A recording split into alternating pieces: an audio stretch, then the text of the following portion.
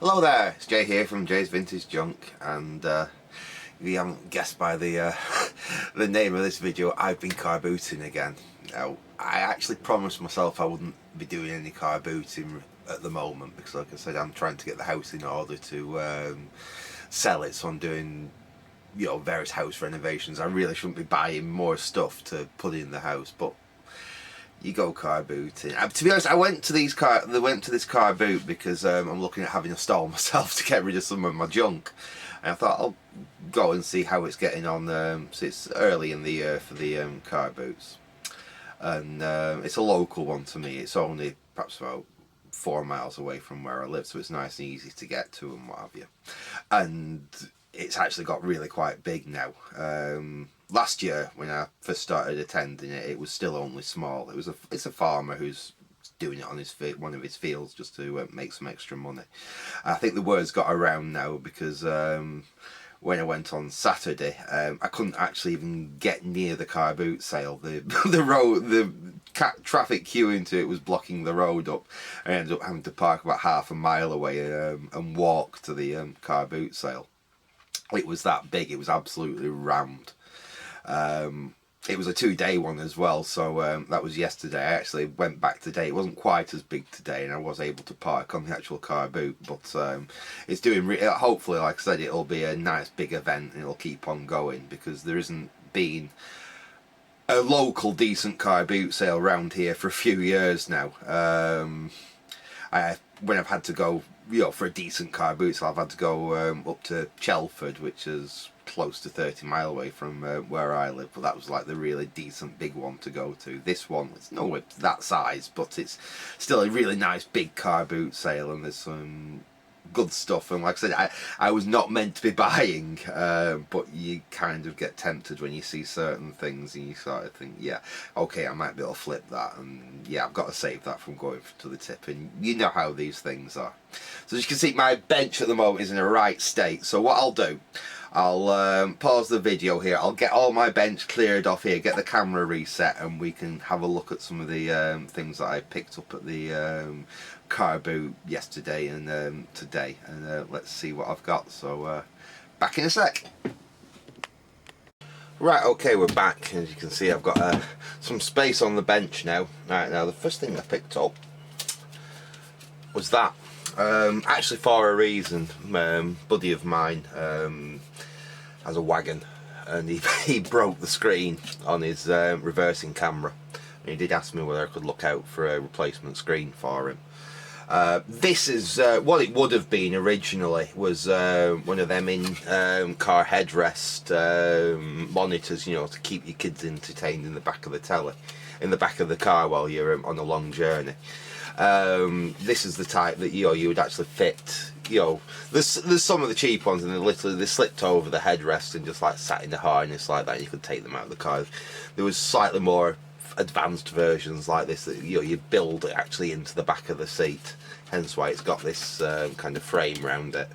I think I'll probably try and get rid of that. I can notice there's a bracket on the back there, a fairly standard mount, but the thing is, most of these that I've come across, actually the screen itself has been S-video, because these belong to DVD players. I mean, that's standard def stuff, but they generally used S-video to communicate between the main unit and the actual screens, so you have to do a bit of fiddling about if you want to get composite. I mean, it's not hard. You can get composite down S-video fairly easily in a rudimentary way, especially perfectly good for running to a like 400 line reversing camera on the back of a vehicle. It'd work absolutely fine.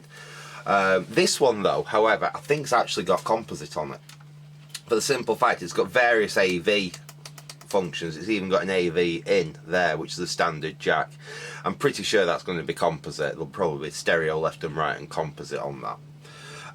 Which means I can just connect his composite camera, and I'll probably have to do a little bit of modification. Obviously, like I said, at the moment all we've got is that coming out, which would have gone to a harness, which would have gone to the rest of the unit. All I bought was that it was in a junk box basically at the car boot sale. I can't remember whether I paid £1 or £2 for it, but I know I didn't pay more than £2 for it.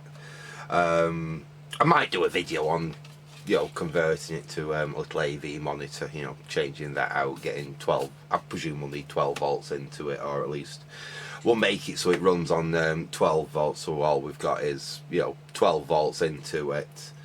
We don't need the audio on it, obviously. Don't think it's got speakers built into it anyway, it's just got a headphone out.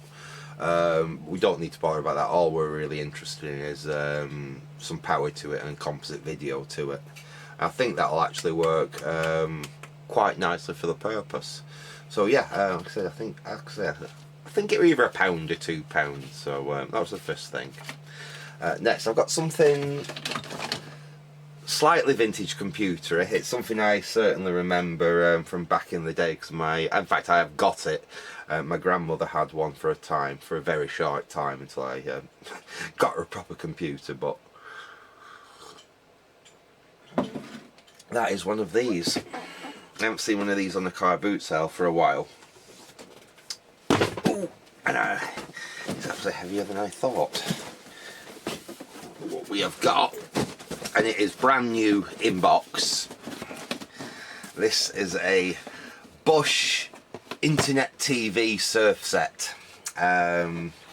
These came out round about the year 2000ish, perhaps about 99, year 2000, and it was a way for the non-computer literate, the non-computer savvy, a way for them to get onto the internet. Basically, it was a set-top box for your TV, and it turned your TV into an internet terminal. It was a complete and total flop, because basically the hardware in there is fixed. Obviously the internet is always evolving, and it just became out of date pretty much as soon as it came out. It was very limited what you could do with them. You could email on them, you could supposedly surf the internet on them.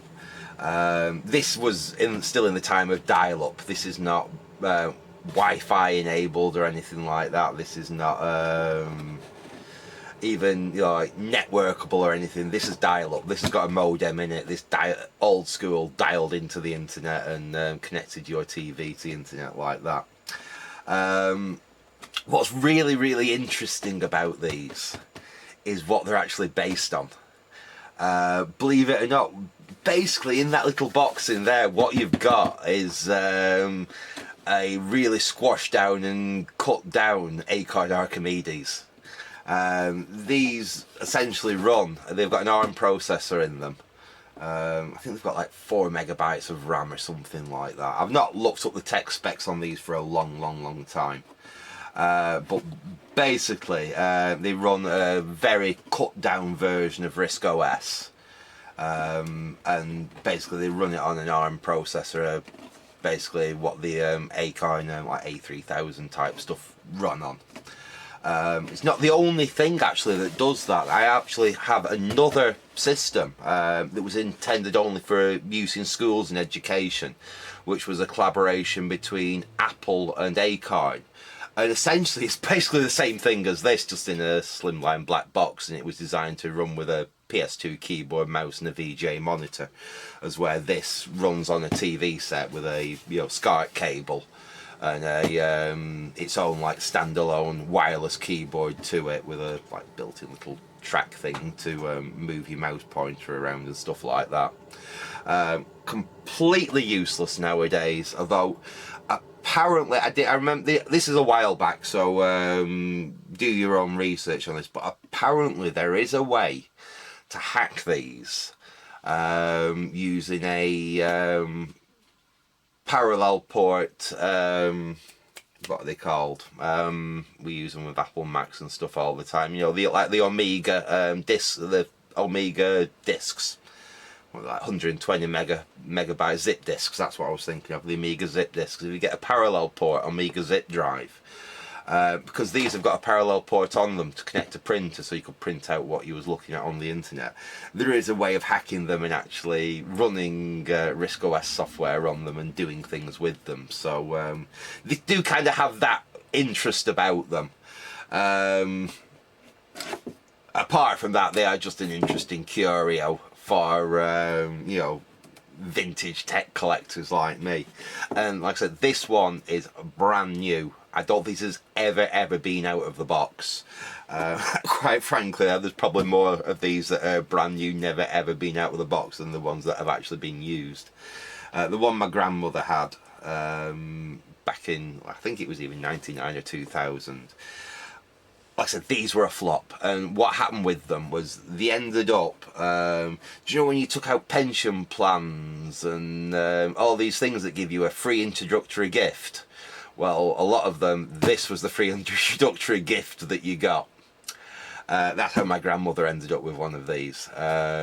She took out some subscription, something like that, and she got one of these as a free gift. I set it up for her. I think she used it for either a week or 2 weeks. Kind of like the idea of the email and stuff on it. It was absolutely terrible to use, and I ended up giving her a 486, I think like a DX4 100 with Windows 95 on it and a modem and what have you, and actually give her a proper computer and taught her how to use that instead, because this was pretty abysmal. And I think most of these, like I said, they got given as them free gifts. People might have used them for a few weeks and chucked them in the bin, or they ended up straight in the attic.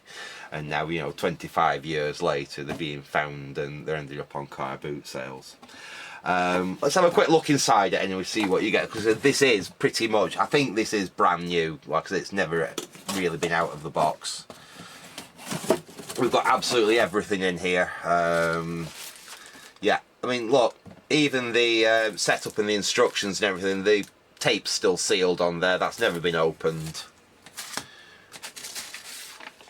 We've got the an addendum. We've got the, actually rather cool, I never had a scrap one of these. I would like to play with the keyboard. We do have the infrared keyboard. Yeah, we don't even have like a mouse pointer, we just have like arrow keys on it. I don't think we have a mouse or anything, so you had to do all your surfing with kind of like push buttons like that. It's a long time since I did anything with one of these.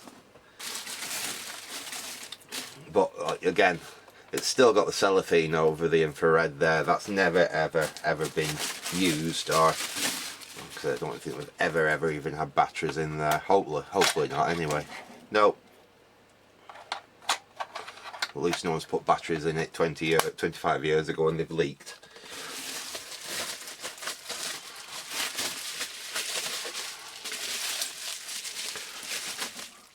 Let's see what else we've got in the box. So we've got the your all important lead that basically plugged into your phone line, your phone then plugged into there.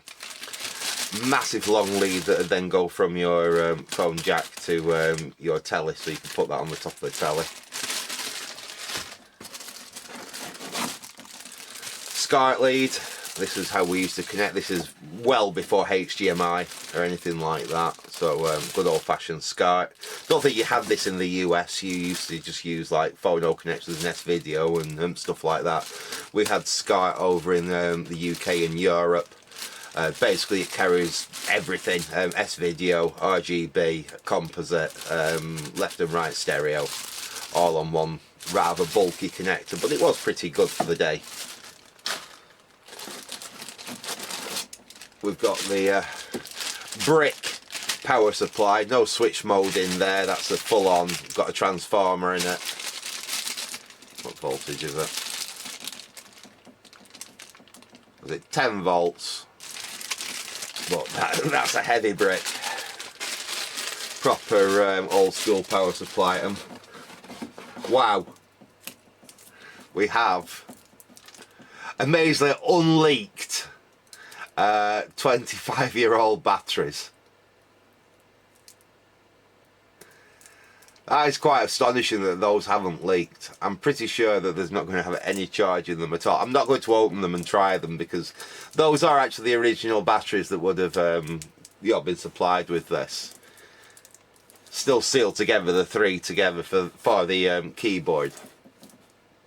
That's quite cool, and there is no sign of corrosion on those 25-year-old batteries whatsoever. In fact, I'll tell you what, I'm so tempted. I've just got to see. If I get my tester over, I'll plug that on. This has got super sharp test probes. I made these test probes. They're actually made out of pins, so they are very, very, very sharp. I can probe through the plastic and not damage it too much. So if I probe on the back there, and I probe there, that is amazing. Can you see that on the thing? They've still got charge in them. I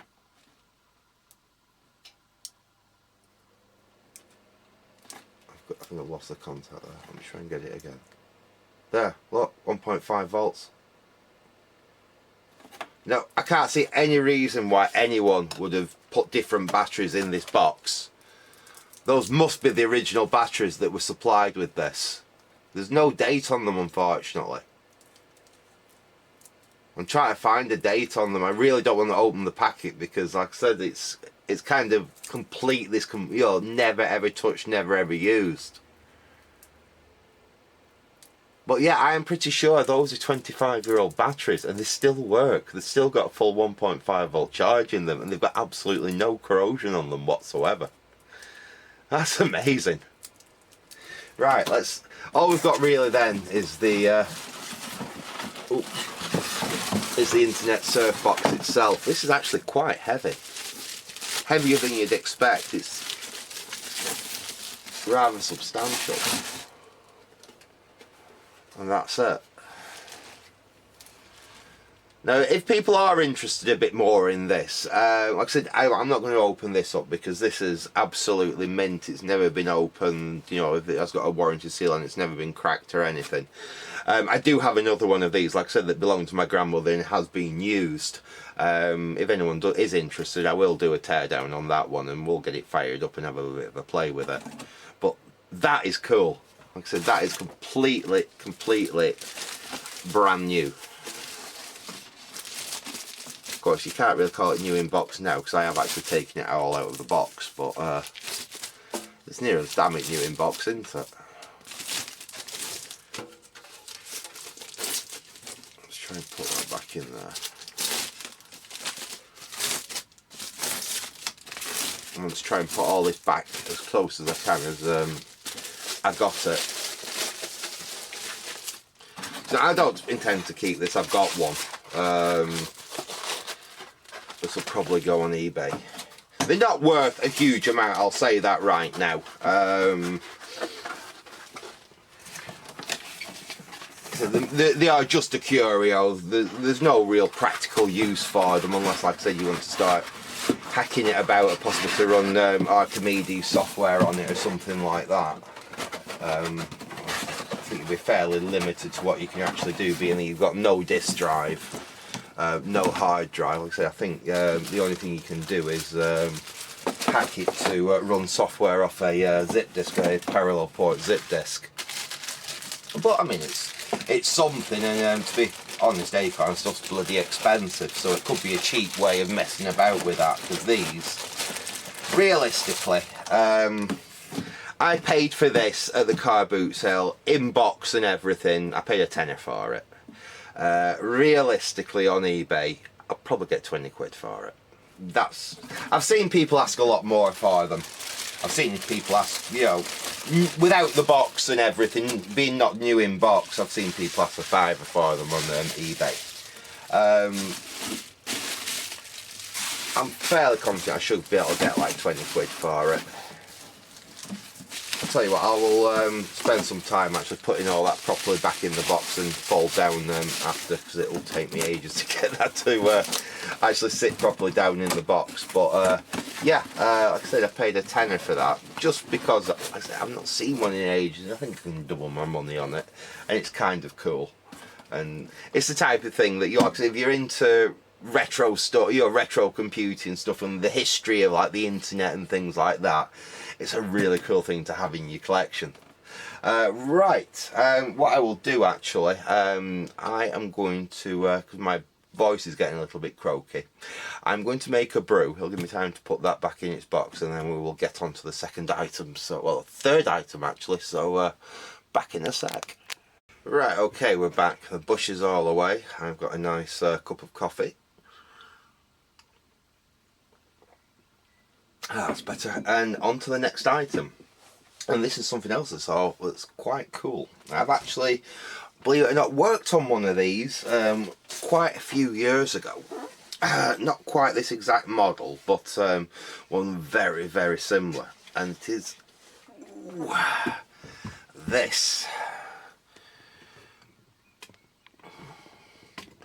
This is a TOA or TOA meeting amplifier.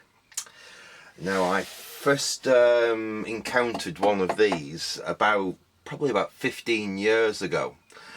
I used to work for a company that did a lot of well, we did events management. We also did kind of like venue management as well, and we used to do a lot of work for local councils. And there was a councillor in one of the local councils who had been in the council. He was getting on when we went there. He was, in fact, he retired while I worked at that company. But he had worked in the council since the 1970s. And apparently he'd actually bought one of these with council money back in the 1970s. To do, you know, for council meetings and things like that. And he had it right up into, you know, this would have been about 2008, 2009, and he was still using it then. And he asked one of the bosses at the company whether one of our guys could have a look at it because it had stopped working. I got the job of seeing if I could get it working again. I can't remember what was wrong with it. It was something really simple, like a broken wire in the power supply. You know, it was a nothing repair, if I remember correctly. But I do remember the machine. It kind of fascinated me back then. The idea of these basically was for, you know, meetings in businesses and stuff, and that's what TOA used to do. They used to sell pipe music systems and you know, elevator music systems, 100-volt line amplifiers, that kind of equipment, and officey type stuff. I don't know if they didn't used to do projectors as well, and you know, like the overhead OHP projectors and that type of stuff. I think I've seen them with TOA brand on them. It's Japanese, like I say, it's from the 1970s, and basically it is what it is. It is a little portable public address amplifier. We turn it round to the back. Now this is slightly different to the model that I worked on, because the model that I worked on had a little FM VHF tuner built into it. The idea being, back then all radio mics worked on VHF, and you could have a radio mic and basically tune it into the little tuner that was built into it. It was a little preset thing with a couple of screws that you turn to. I think it had 2 or 3 channels on it, and it worked like that, because I remember he said, was it possible to tune any of them to radio stations. I think I had one of them tuned to Radio 4 for him on it. Like I said, this is a slightly more basic model. It doesn't have any of that built into it. It's just an amplifier. It does work, as the chap on the car boot that I bought it from demonstrated. That's the thing about it as well. It is actually the mains are battery powered. I believe actually you can put rechargeable batteries in it and it recharges batteries. You know, it's quite a nice unit really.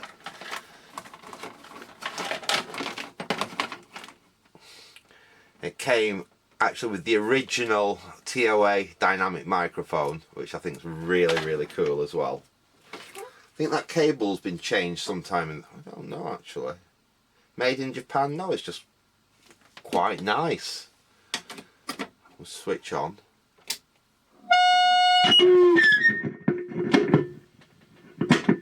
Right, the mute on the thing doesn't work, but 1 2 3 1 2 3 hello 1 2 3. It's actually really quite loud. It does go, it's going to feed back any more than that, but yeah, it's works really actually very well. This is exactly as he showed it me on the car boot sale. I'll switch off there and hopefully, yeah, there we go, it's dead. So yeah, like I said, it just works. Like I said, that's exactly how it was when I bought it off him. But we also have mains power, and I don't want to leave the batteries in this. It has got a full set of batteries in it. Considering what I paid for this, I'm actually really surprised. These batteries must have cost, oh, I think it's whatever he had. Oh, they're alkali, they're JCB alkali, they're not cheap batteries. And those are rechargeable batteries. Right, so yeah, it's a good job I didn't try and charge this, but we've got 1 2 3 4 5 rechargeable 1.2 volt cells, and we've got 1 2 3 4 5 alkalis in there. That lot, I mean, let's check them for, well, we know it works, but let's check them for actual voltage. That's never good. You should never ever mix rechargeables and standard cells. That's a really bad idea. So these will be coming out of here, but let's pop a couple out. Let's get you down there. Let's get you down there. There we go. And we'll get the old test meter in. Let's see what these have got on them. I mean, these are just rechargeable batteries, so we can bang them in a charger and use them. In fact, I've got a much better use for them than in this if they're good. Let's try on there. 1.2 volts, that's perfect. Let's see, this is close to 1.5. These are new batteries. Right, these are brand new batteries. Or at least the alkalines are. Like I said, these are rechargeable, so you can just recharge them. So we've got 1 2 3, we've got 5 rechargeable batteries there. And we've got 5 nice alkaline non-rechargeable batteries.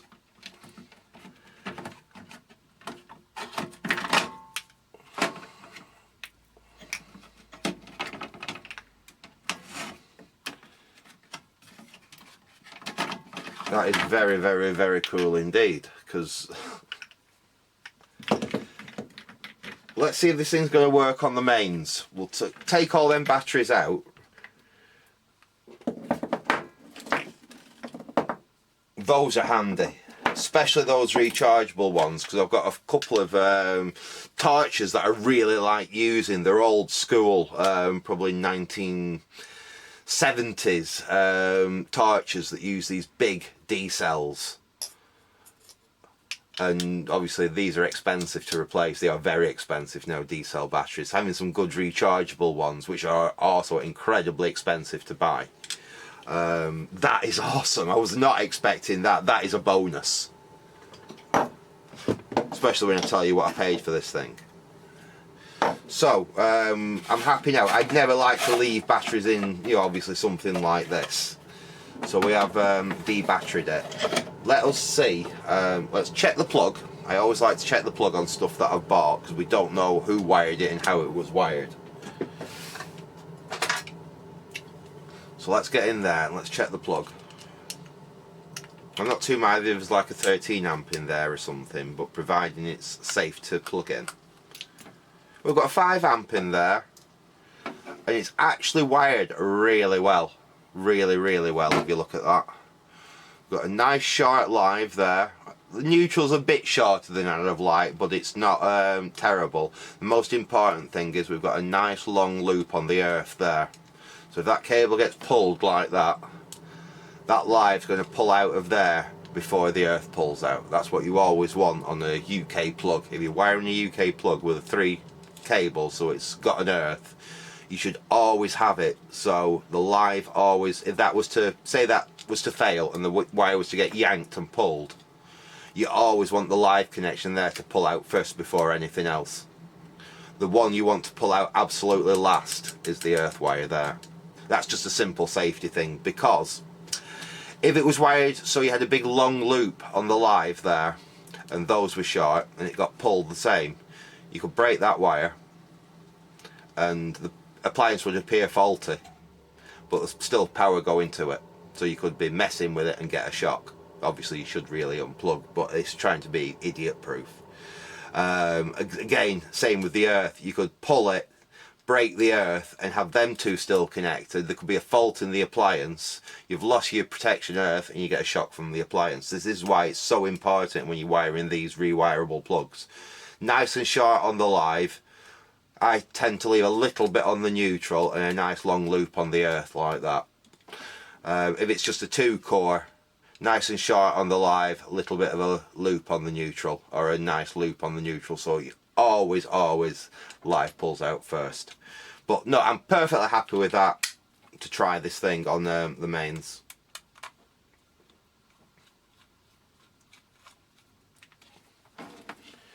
We will have to perhaps do something about that switch, because I don't think that switch there is working. Let's plug it in.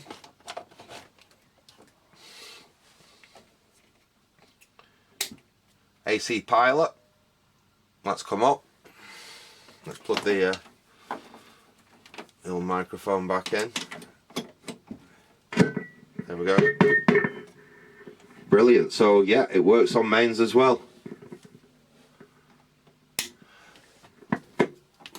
I mean, one of the reasons I bought this, well, one of the reasons I bought it is, like I say, I worked on one in the past. I think it was just something really simple, like, you know, the cable had broken there as it went in and I had to shorten it and remake it.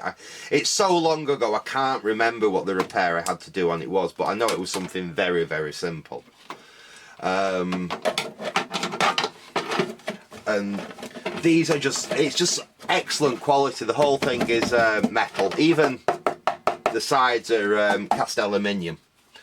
Super high quality.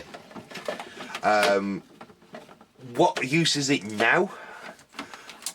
Wouldn't this be awesome for someone that does like busking or a little bit of like your outside events or your political speaking even, or something like that? It's still got a use, especially if someone wants something that's just that little bit more retro, you know, than something modern.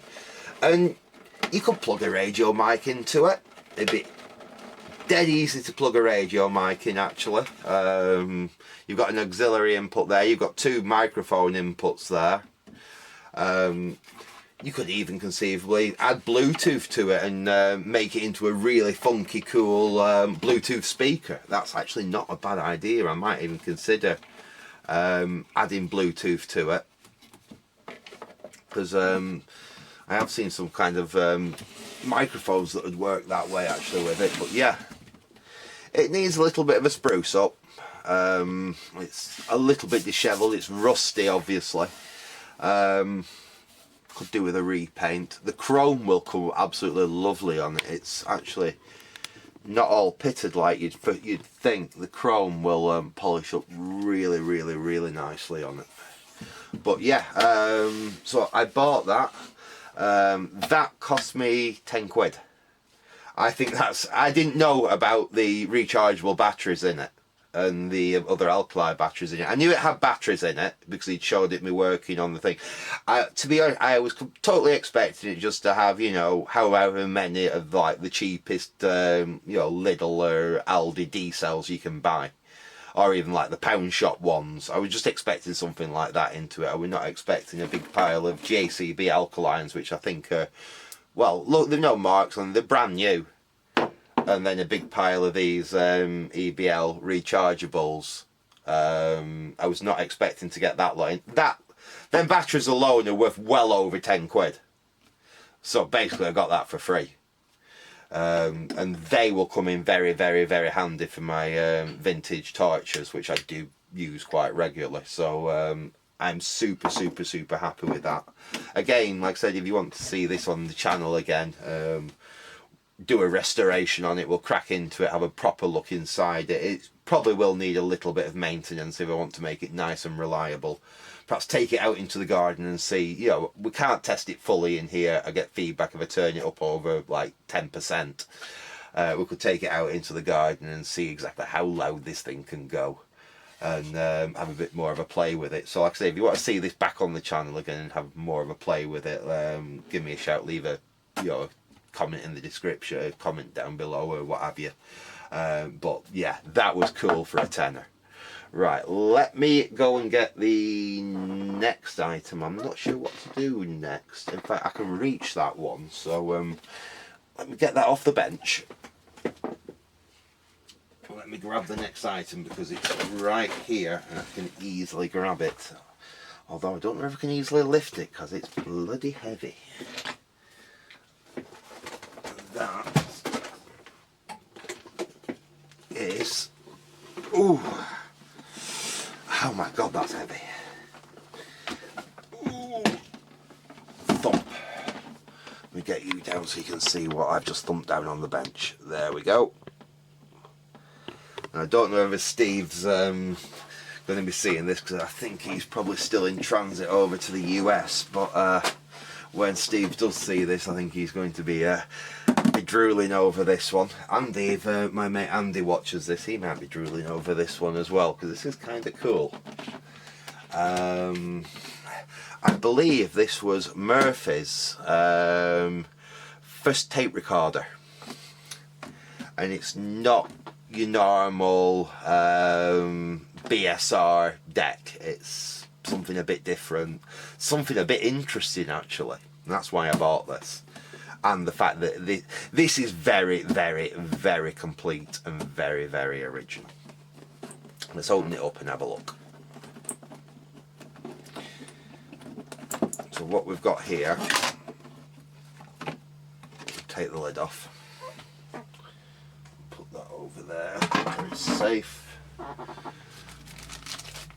They've even got instructions and even more in there, but we've got the original Murphy microphone, and this is a Murphy TR1 reel-to-reel tape recorder, and it's got a Garrard tape deck on it. Now I've never messed with a Garrard tape deck myself. I think Andy probably has. I'm pretty certain Steve has because he has mentioned these tapes. He'd mentioned them. I had a vague knowledge of them, but I had never seen one in real life until I spotted this player. This has basically got what you could describe as a very early form of cassette. It's technically a reel-to-reel player. You can put 2 standard reels on it and thread it all up and it will play it, I presume. But it uses a cassette with 2 standard reel-to-reel, what are they, 4-inch I think, the 4 or 5-inch reel-to-reel reels inside it. But it's cool because basically it makes all the threading and things that you used to. In fact, I wonder if these were what they used for the blind. Because I know that you know how you had records for the blind. I think that at one point they used to do cassettes, and I wonder if this is what they did. These were what they used, because if you were, you know, you couldn't see or you're very poor sight, imagine trying to thread up. I mean, the record players were easy. You put the record on, and even though you had to move the arm over on the early ones, it was possible to do, you know, blind. Imagine trying to thread up a cassette tape like that, and you know, reel-to-reel tape. This takes everything out of it. You just put it on, and when it's finished, you just swing it over. I'm only surmising, but it's cool. Like I said, I knew about them. I remember Steve mentioning them, but I have never seen one out in the wild or anywhere. And like I said, then I spotted this. I presume it will take a standard tape, There's a capstan there. I'll have to play with that, or whether you're just stuck with these. You can obviously ping that open and put different tapes in it. But yeah, I think it was just awesome. Apparently made in 1960, according to the little bit of information that I did before I started filming this, which is basically just typing Murphy TR1 into the internet and seeing what come up, and radiomuseum.org, which is basically where the encyclopedias for information about all vintage tech, came up with it and told me it's a 1960 Murphy TR1, and like I said, I believe this was the first Murphy tape recorder. So let's have a look what we've got. So we've got the microphone. Obviously got the interesting tape. To be honest, one of the reasons I buy tape recorders is not for the tape recorders, it's for these, for the tapes. These little time machines.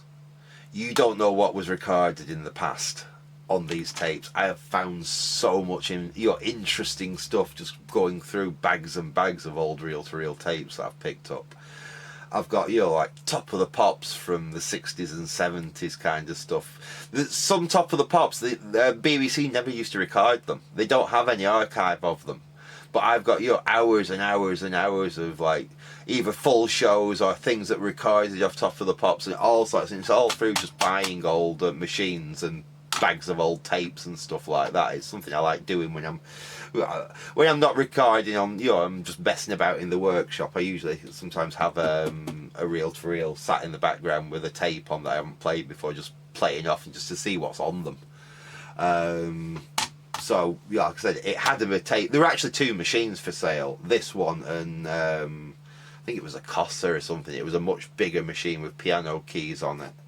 To be honest, my car was half a mile away from the car boot at this point. This was on the first day, and there was no way I was carrying them two back to my car. It would have killed me.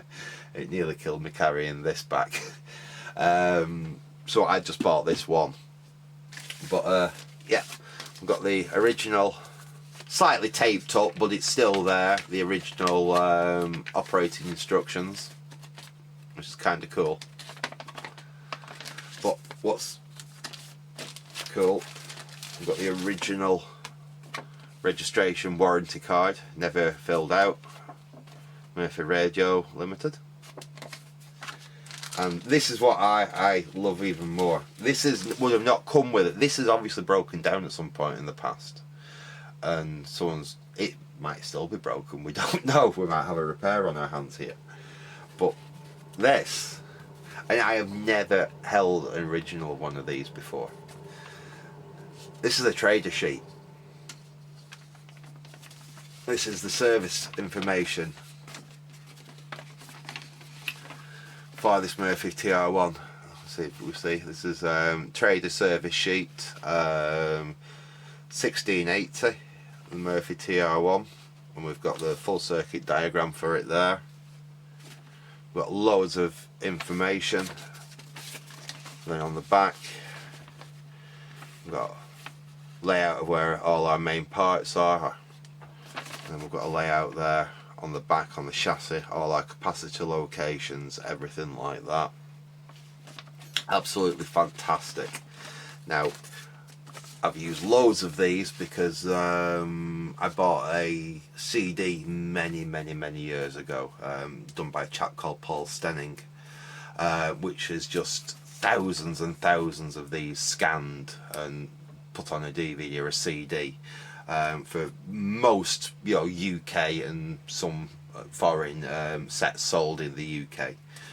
The vast majority of that information is these trader sheets. You either had Trader or you had the Molly and Pool, which were books. Now, actually, to be honest, I tend to use the Molly and Pool service data whenever I'm working on stuff, for the pure fact I've got the complete set of Molly and Pool books from, 1949 up to like 1983. I've got every single one of them, so if I need service data, that's just where I go. I go into my library, I pull the book down and I photocopy the relevant pages and use them. The service sheets actually have, these trader sheets actually have a lot more information on them. If you got into a real bind of a repair, these would probably be better than the Molly and Pearl stuff. If you just need a circuit diagram, the Molly and Pearl stuff's fine. But I have never actually held a real one of these in my hands. I've never even seen a real one. Like I say, I've only just seen the scans of them. So that is just super cool to own. The fact that it is a real genuine trader sheet from 1964. These always came out a year or two, you know, or three after the actual product, because like I said, these were produced by a company that... Do you ever remember the Haynes manuals for cars? It's a similar kind of thing, but not for the home, you know, for, you know, service shops and stuff, and basically give all the information you would need to diagnose and repair that piece of equipment. So yeah, I'm super stoked to have that. That's an extra bonus that just, like I said, came with it. Like I say, it's very, very complete. I mean, all the documentation and everything, and the machine itself is in really, really nice condition. I don't think this has been kept like in a damp shed or anything like that. Tower PA amplifier has. There's no signs of like rust or anything. It is absolutely immaculate, this machine. The case is in really nice condition. It's not bashed up, it's not marked or damaged. The deck here is all nice and clean. It is almost certainly going to need one hell of a service to get it into a really nice functional state, but I'm more than willing to do that for this machine. I want to see this machine play. In fact, we might plug it in and see what it does. I'm pretty sure the chap that I bought it off has plugged it in and tried it actually. We've got a plug on it, so that does indicate we might. In fact, let's see how that plug's wired. A lot of people do give me criticism for just plugging things in and trying them. I have, what, 30 years experience with this stuff. I have a kind of a good idea when something's, you know, it's worth risking it, plugging it in, to when it's, you know, perhaps not worth plugging that thing in. So yeah, I will use the safety lamp just to initially power it up, just to make sure we've got no absolute shorts or anything. But when I'm powering stuff up, it can be a case of do as I say, not as I do. Like I said, I do have rather a lot of experience with, you know, working on this equipment. So sorry about that, chaps. Battery went. So right, where was we saying? So basically, do as I say, not as I do when it comes to powering things up. Let's have a look in this plug and see how this has been wired. Make sure it's safe to actually apply power to it. This is only a 2-core, so it shouldn't be too bad. We have got the ambiguous 13 amp fuse in there, so that will need changing after this has been done. Wiring's not too bad. It's nice and tight in there. Again, I would have liked to see the live a little bit shorter, a little bit more on the neutral there, but it's not terrible. It'll do for initial powering up anyway. At the very least, we just have to change that fuse for a, and that plug's not very good. That plug is one for throwing away, because that screw won't tighten up properly. If you look, you see how I can just turn it. So there is a chance that you could get hold of that and pull the back of the plug off and leave live terminals. So as soon as I've done this initial test, that's getting cut off and put in the bin. Right, where's the lamp limiter? There he is. Ooh.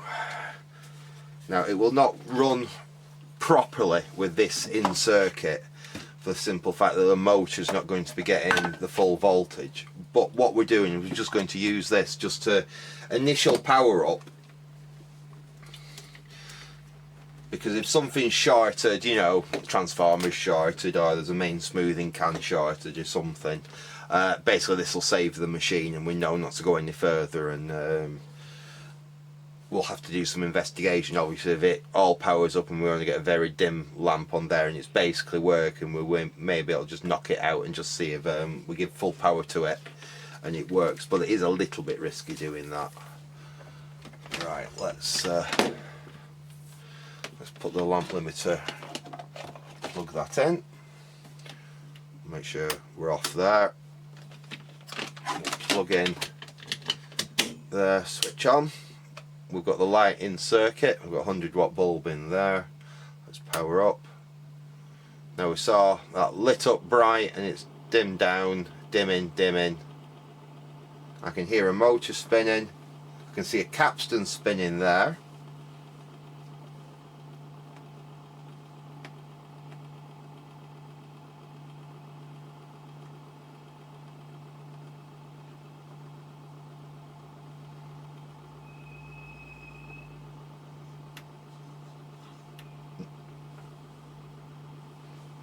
Not sure I can hear the motor. We've got HT because I can see a little bit of a glow from the Magic Eye there. Magic Eye is actually very, very dim, so this machine might have a fair bit of use on it. Let's see if that will play.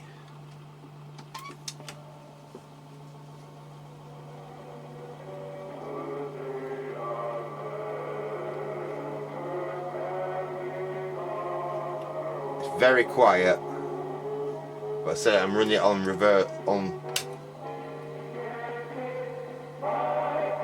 There we go.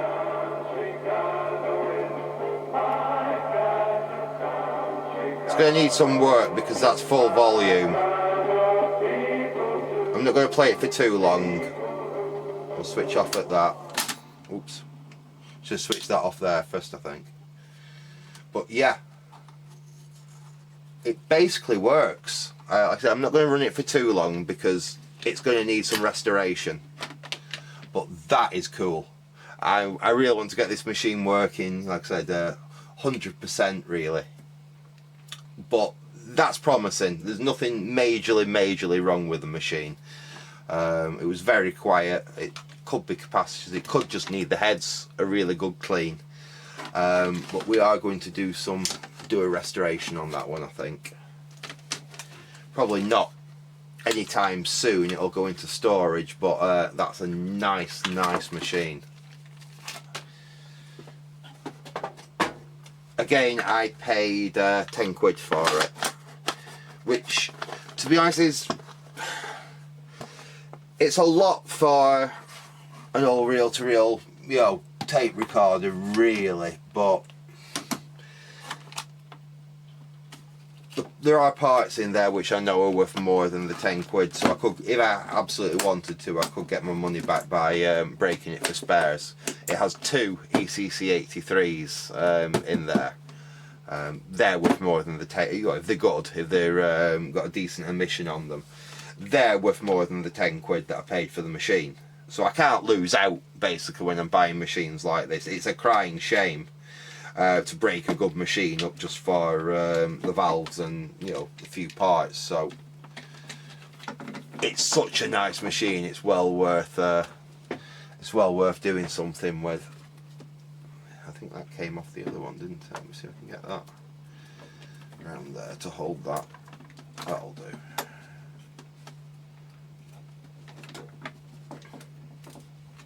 There we go. That'll hold that for now.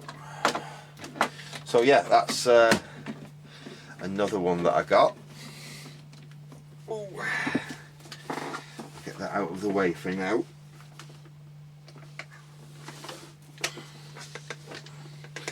And let's get on to the next. I'm running out of space on my floor here. Let me just have a little bit of a shift round. And we'll get that over there where it's not going to get damaged.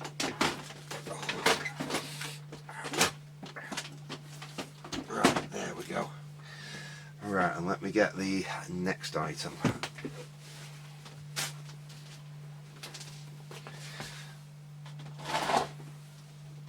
And that is that. We've got ourselves a rather nice, I'd say, I've not looked it up yet. Let me get you down a bit so you can see it a bit better. Let's bring you up that way a bit. There we go. You can see that a little better now, can't you? But basically we've got a rather nice late 50s valve radio. Now I've not been buying, again I shouldn't be buying more stuff like this, but when you see a nice set like this at a very reasonable price, I couldn't say no. The fact is, this is a Bakelite cabinet. These were painted from the factory. You could actually get them either in a plain Bakelite cabinet or in these painted Bakelite cabinets. As happens with most of these, I've seen a lot of this, the paint starts to flake off, and to be honest, they look really nice with all the paint stripped off and the Bakelite polished. They look a little bit older than the set is now, but they do look lovely done like that. However, I do have a load of a very dark red paint which would be suitable for repainting this. I am kind of considering whether I actually do a full repaint on this and make it, you know, a painted set again, make it super nice. One of the other reasons why this was well worth having, this is a VHF set, so this, even though it's, you know, I'd say late 1950s, it's certainly after 54 because it's got VHF on it. I've not looked it up yet, but I think it's probably around 58. I'd say the set's probably around about 58. Like I say, it's got VHF on it, it's got medium wave and long wave on it, which again nowadays is nothing because there's currently Radio 4 on long wave for as long as they've got valves to run the transmitter. As soon as they've run out of valves for the transmitter, that's Radio 4's gone. And we've got around here, depending on what radio I'm using, if it's a less sensitive radio, I've got a choice of 2 stations, and if I've got a sensitive radio, I've got a choice of 3 stations, and one of those is an Asian music station. So medium wave's not really worth it. So basically, I wasn't buying, this may change because I've got something cool to show you in a upcoming video actually, but I haven't been buying AM only radios because basically there's nothing to listen to on them. All they're really useful for is converting into Bluetooth speakers, or they were. Like I said, I will have a video coming out fairly soon on something rather cool to do with old AM only radios. Like I said, this one better because this has got VHF on it, and it's quite a nice set, and there's no breaks, there's no damage to the Bakelite. What's less good is the technology used behind it, because this is an AC/DC set, which means there is no mains transformer in there. It's series strung valves. These tend to run hotter. People consider them less safe. They're not. Any radio is as safe as you want it to be honest. Providing you don't start sticking your fingers in the back. An AC/DC set is just as safe as an AC only set. It just doesn't have the heavy mains transformer in there. I was told by the woman I bought this off, it definitely works. It's 100% works. All it needs is a plug on the end. So should we stick a plug on the end and see if it's right? Or should we do the sensible thing and take the back off it and have a quick inspection before we do that? I think we'll do that. My mate Steve, currently, if he's watching this, is currently screaming at the computer, no, just plug it in, no, just plug it in. No, let's see what it's like inside first, and then we will perhaps show this some power and see whether the lady was telling me the truth or not. I have no reason to believe she was lying, to be honest. I think she was fairly genuine. And if I could have carried that granddaughter clock she was selling back to my car, I would have had that as well. Right, okay. Oh, that's cool. We're actually on a PCB, so this might actually be more early 60s than late 50s. And what I see some Hunt's mould seal capacitors in the back there. They can be a little bit on the nasty side. They will all need replacing. a lot of the capacitors in this are these tubular ceramic type, like these. Let me get you zoomed down a little bit so you can have a look. They are these tubular ceramic ones, like these. These very, very, very, very rarely ever fail. They're usually very, very reliable. I don't like particularly valve stuff on PCBs. I prefer more the older school point-to-point wired stuff, but this is how it was done, you know, from like the early 60s onwards, really.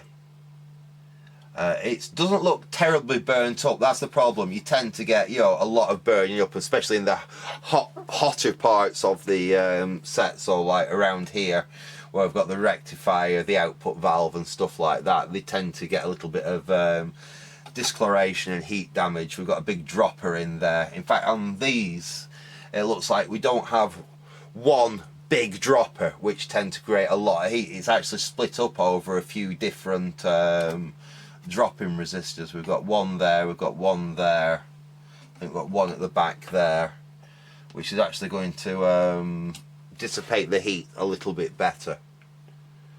I can't see anything in the back of there that I'm looking at which would make me think don't plug this thing in. It actually doesn't look bad at all. We're not going to run it for too long because I can see some of them old Hunt's mold seal capacitors in there. I don't know where they are in circuit. You can have the potential of damaging the output valve, obviously, if one of those capacitors is bad, or damaging the output transformer either up there. Right, let us see what we can do with it.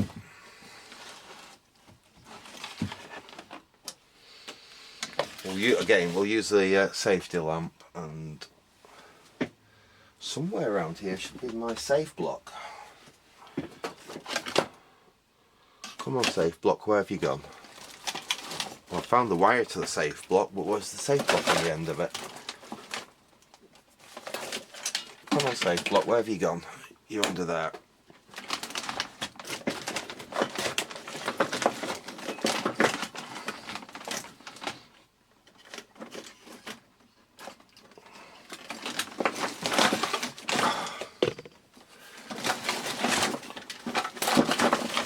Why does the wire always get wrapped around everything when you're trying to be neat and tidy?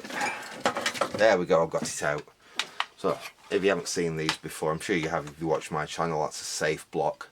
It's just a really safe, simple way of connecting an appliance that doesn't have a plug on it to the mains. So basically we've got spring-loaded contacts there, so we put live under there. We've got a... Right, well, sorry about that. First a flat battery, and then I filled up the memory card. I think this is going to be a long video because that was an 8 gig memory card and I've completely filled it. So anyway, got another one in here now, and hopefully we don't fill that one. So as I was saying, really simple, basically safe way of connecting mains to an appliance that doesn't have a plug on it. So we put our neutral under the blue one. That's the black under the blue, and we'll put the red under the brown, so that's live under the brown. That is more important on an AC/DC set than on an AC set because the chassis on this is a mains potential depending on which way around you connect them. If you connect that one to that one and you try and touch the chassis, not that we've got a chassis because it's got a PCB, but if it had a chassis or the metalwork that's at ground potential, basically if you get them the wrong way up, it'll be at full mains potential. So anyway, so we've got that there, we can shut that down. We'll plug that into the safety lamp. We'll make sure we've got that switched off there, we've got that in circuit, we've got the lamp plugged in there. In fact, we'll turn the radio around so we can look at the valves as this thing powers up. Like that, that's right, so let's get that so you can see the lamp as well. You can see everything there now, can't you? Yes, that's good. So we'll switch on, like that's already powered up. Let's have a look at the valves. We'll keep our We've got a little bit of a glow on the bulb there, a tiny bit actually. I wonder if this has been in use for, you know, until recently. We can see as the valve heaters warm up, we get a little bit more lamp on there. That is perfect. That is exactly what you would expect to see on a fully working radio actually. Let us...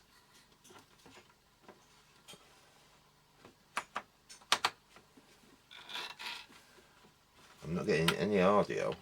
Oh. Something there.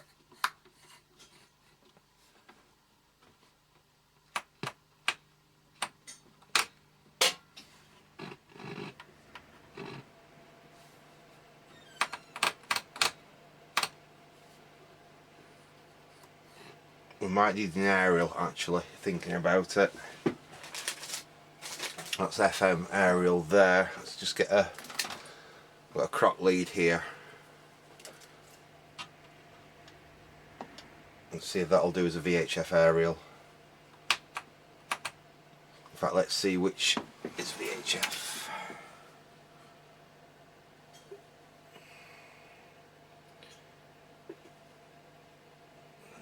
So, let's have a look here. Long wave, medium wave, VHF is that one there. Let's tone. There we go.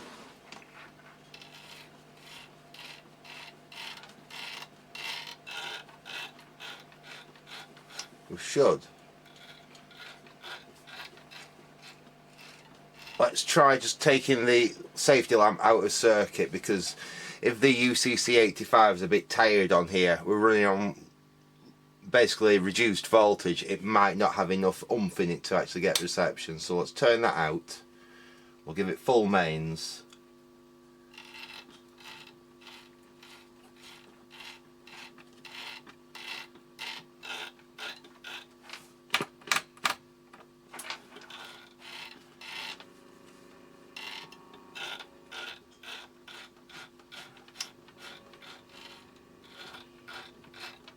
I'm not getting anything so far. Ah.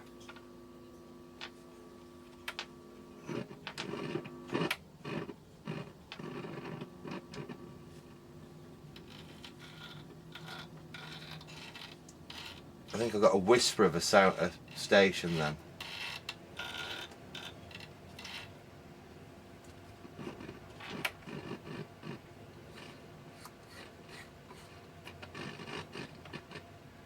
Volume control's definitely a bit on the iffy side.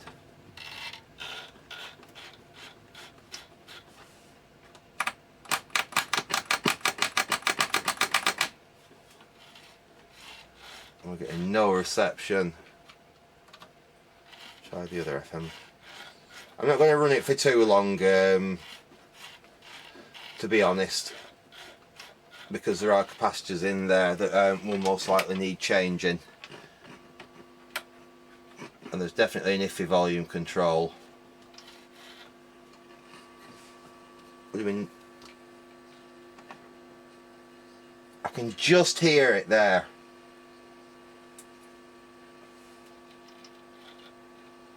I can just hear a station coming through.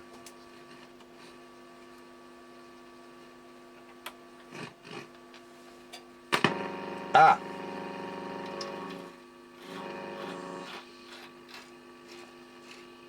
I think that's long wave. There. That's full volume though.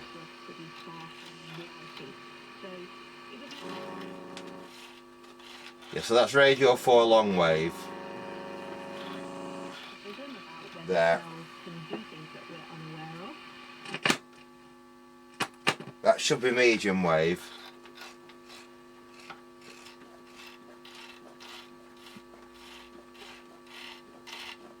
Which again we're getting nothing on. But we did get radio 4 long wave.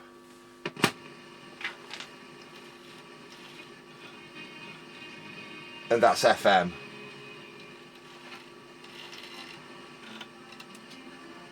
Which we're barely getting through.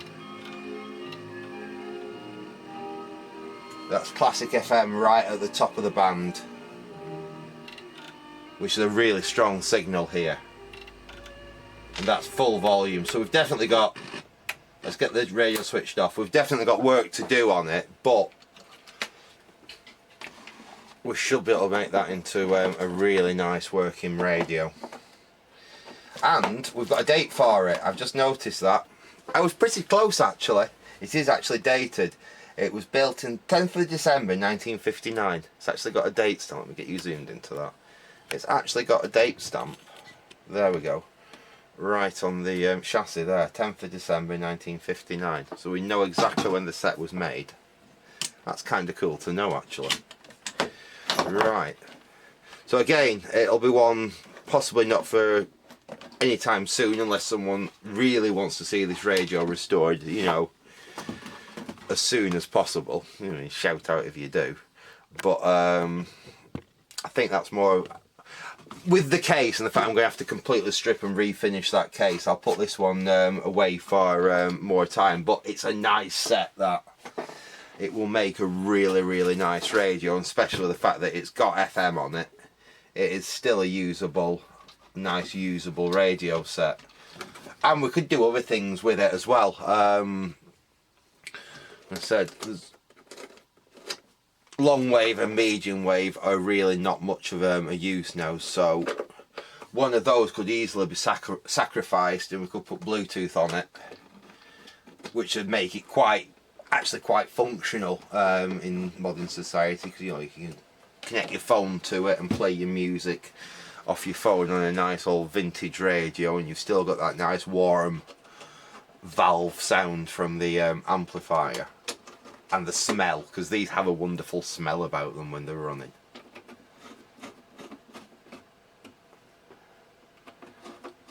There we go. Right, so that again. Oh, and price. That was the princely sum of a £5. So if I see a nice VHF set on a car boot, especially if it's like in a nice Bakelite case like that, and the case is, so, you know, salvageable, it's going to need a repaint or a strip, but the case is not broke, it's not cracked, there's no chips in it, it's got all its knobs, the dial's in nice condition, even the tuning even still works on it.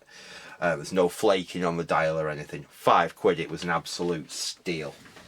So let's put that to one side now. We'll go and get my final item.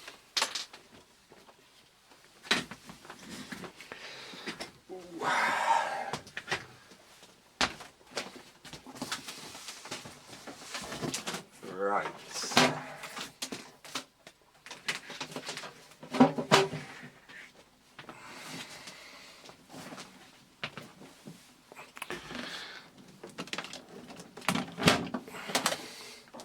We're going record player for the last one. Well, not actually record player, turntable.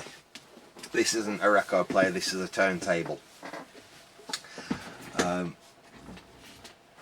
spotted this. The chap actually said it when he started this, when he first got there, it was a full set.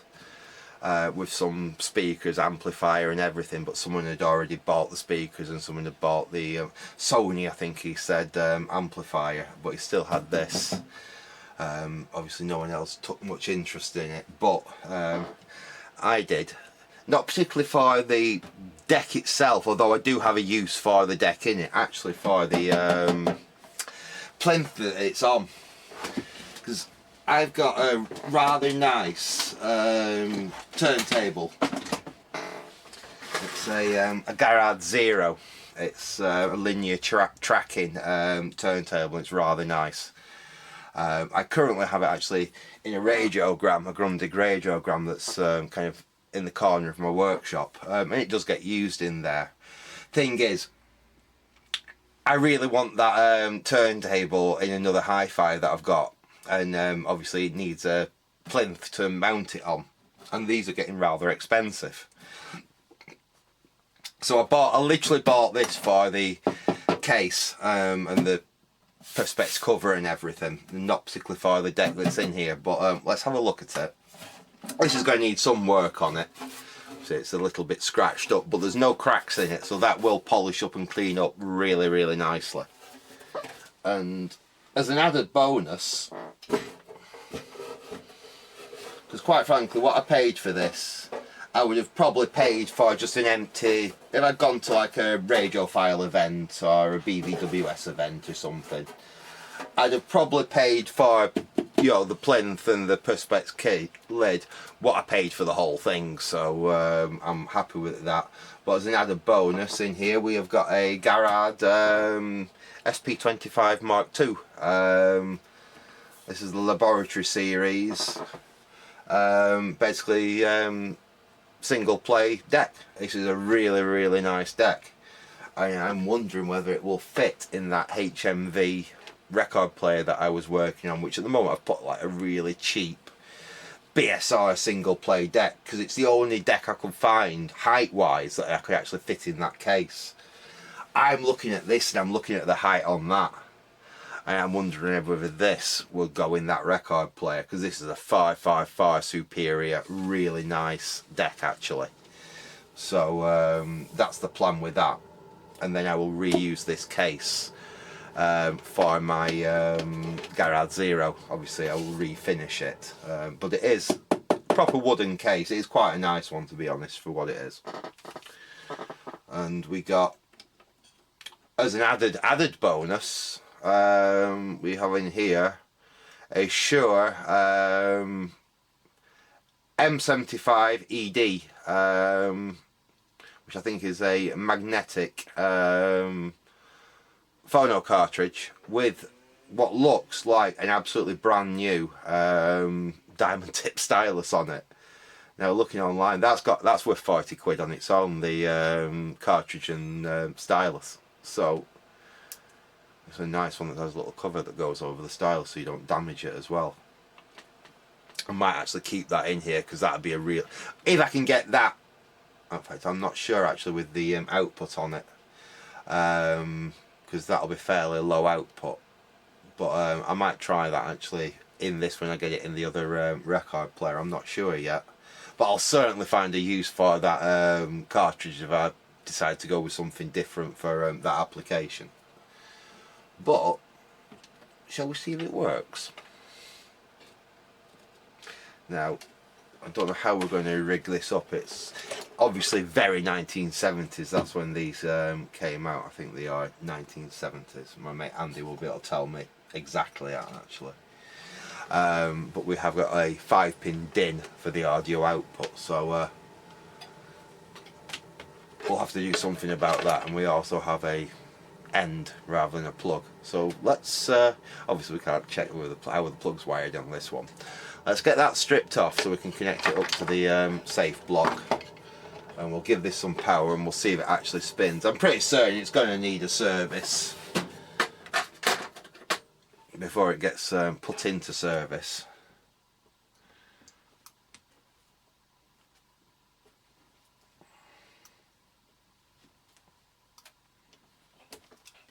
Oh no, that's something I was not expecting. I was expecting to find the old colour code, but again, 70s. I think they changed in the UK from the old black, red, and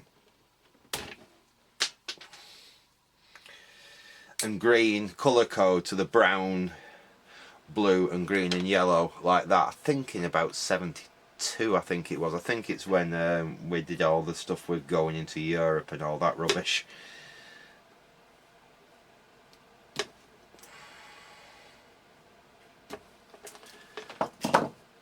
So that dates this is probably around about 72ish. Alright, it's going to be after that, or that was changed at some point, or the cable was changed at some point anyway. Right, let's get that connected up to the old safe block. That's green in there, blue in there, brown in there. We will still use it through the safety lamp just in case there's a short somewhere. Like I said, there could be a damage on the wire. This come from a car boot sale, so you can never be too careful, can you? So we'll plug in, we'll put the safety lamp in circuit, we'll switch on, and we've got that set to 33. Let's see.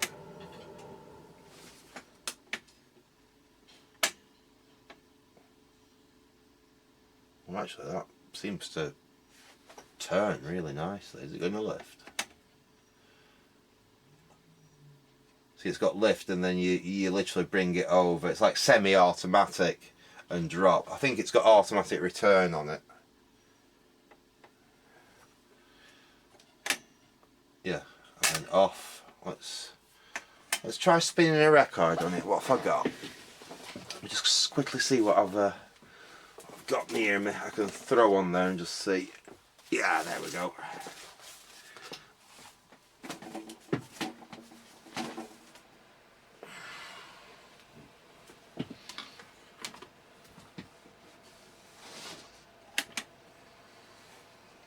We'll press to lift. Let's flip that up.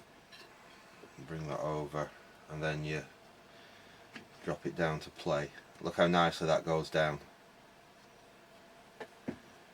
It should have a little arm on the side there that's been broken off, but that's just on the head shell, and I've got loads of them head shells, so that's not a problem. That is actually playing super quiet, that. See if I can get it to the end and see if it's actually going to... Oh, doesn't like that. There's some resistance there. There's something not quite right, I don't think. It's hitting there, and then the record's getting stuck. The arm won't actually go over. Yeah, there's a bit of resistance on that. That's going to need some work on it. But it does basically work. I've not got an amplifier, unfortunately. I can just plug that into to see if the cartridge has got any output in it. But we might look at that at a different date. But yeah, that's cool. Obviously, like I said, that deck will need a full service to get to absolutely spot condition. And I'm going to do some measuring and see if that will actually go in that HMV, that French HMV I've got, because that would be a far nicer deck to go in that. Cause that's quite a nice player. The amplifier in it is quite nice. It's only basic. It's only a single stage amplifier and what have you, but it is really quite nice. It's nicely built, and the case is nice and everything. It actually, I think it deserves a nicer deck than the deck that I've currently put in it. So that is a possibility. I'm probably going to put a later BSR in my Grundig player there, and then the Garage Zero that's currently in that can go and live in this plinth, and that will go into my hi-fi in the other room and actually be able to use properly. So yeah, that's basically all the stuff that I've picked up over the 2 days at that car boot sale. This again, this was another tenner, so I paid 10 quid for this. Like I said, I would have expected to pay for an empty plinth with the top that's not cracked, but you know, needs a little bit of polishing and cleaning up.